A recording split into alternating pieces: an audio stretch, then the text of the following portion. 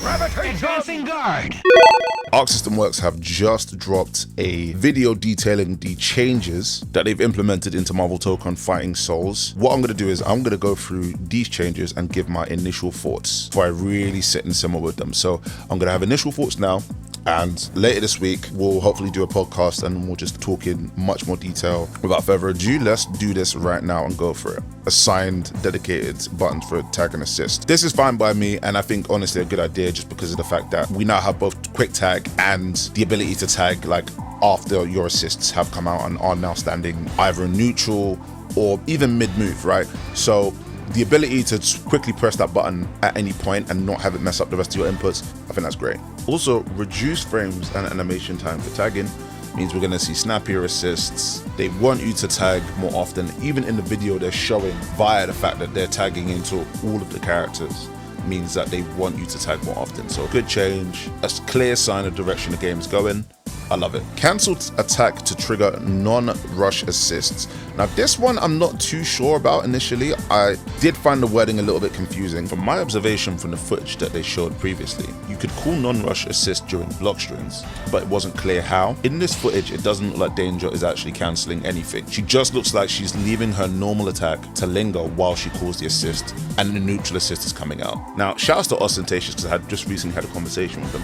What this could also mean, akin to both Mortal Kombat 1's assist system and also the Ginyu Force in Dragon Ball FighterZ, what it could mean is that by calling a non-rush assist, instead of making you do a set animation pose, it actually makes you stop attacking while that assist comes out. Maybe the intention here is to leave gaps and to leave openings in order to not make it completely airtight. And in fact, what gives even more credence to this, if you look at when Danger does the Psycho Crusher and it calls Iron Man, she then stops moving briefly for a little period. So in actual fact, maybe you can't act or move for a little bit as the assist is called. If so, interesting change. I need hands-on in order to know how happy I would be with something like that. But regardless, it's a big step in the right direction. So reduced assist, hit stop, and consecutive assists. I mean, honestly, this might make the game might make it harder to block in the game, to be honest with you. I think that's going to make mix-ups potentially much more potent. It gives people less time to react. It makes mix-ups potentially more ambiguous. Very, very strong change for offense and mix-up. Aerial assist condition changes. This is massive, massive, massive change. This is probably the biggest change I would say in the entire video, because the air assists as of right now I think are a great idea, but maybe don't have the most amount of utility, and actually I felt like they could have been changed. They actually gave us ground assist in the air. Massive, massive change. Now it means that when you're actually jumping up in the air and you're neutral jumping, for example, and you're calling an assist, you can actually call defensive assists. So actually this is going to make a massive, massive difference in terms of neutral and scramble situations up close. Before you had to have your feet planted on the ground, now you have a wealth of more options. For example, if you had Captain America unique assist where he holds up his shield and he counters, now you may be able to land safely by calling that assist landing. Now you have options, right? So that's actually a massive change. And as you can see there, Magic is calling the assist while airborne. She's calling the flame carpet assist from Ghost Rider while she's in the air. Oh, and let me say this, flight characters instantly shooting up a tier as far as I'm concerned. If you can fly in the air and call a variety of different assists on the ground and not have to worry about being low altitude so you could potentially hit someone on the ground, that instantly is going to shoot them up a tier in my eyes if it pans out exactly how I think it's going to. For example, Doctor Doom flying in the air and calling a ground assist, Storm, so on and so forth. Very, very interested to see how that pans out. Could be really, really strong. I think keep an eye out for that. Now, Super Skills no longer calls Wall Break.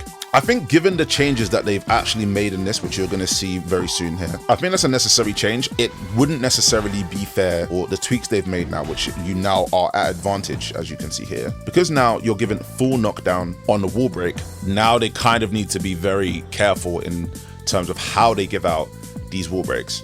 I think for you to do high amounts of damage on a super and then get a wall break after that, I don't think is particularly fair and makes that much sense. So I think this is a great change. I can see why they wanted the wall breaks to happen as frequently as possible. They want you to get all of your characters and assists frequently and as soon as possible. But instead what they've gone for here is now to sort of be much more thoughtful about it. So great decision. in the end, this is a massive change and it makes the person getting through the stage a disadvantage. So they do need to tread carefully with it, and it looks like they're actually being very thoughtful. So this is good. Link attract's no longer trigger and whiff. So this is actually about the auto combos. As you can see, Magic's running forward, doing her light attack. Nothing else is coming out after that. So it's clear here they don't want the whiffed auto combo to just be mashed mindlessly and for your character to be swinging wildly and eventually land a hit that you're not consciously trying to land.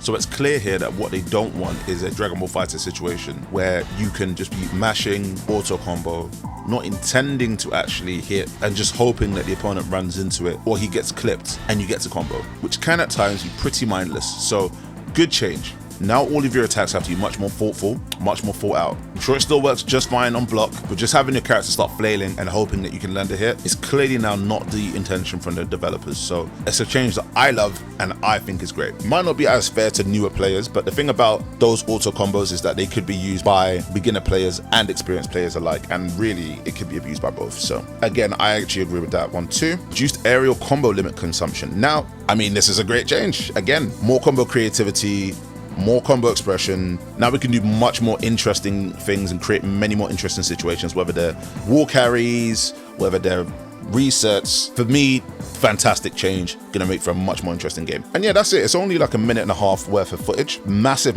changes. I really, it can't be overstated how much this changes the game.